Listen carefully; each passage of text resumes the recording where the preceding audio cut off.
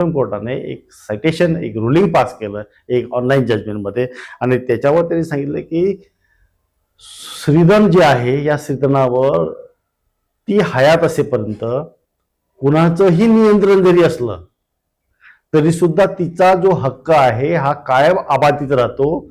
तिचा मालकी जो आहे हे कुणालाही घालवता येत नाही किंवा ते तुम्हाला काढून टाकता येत नाही.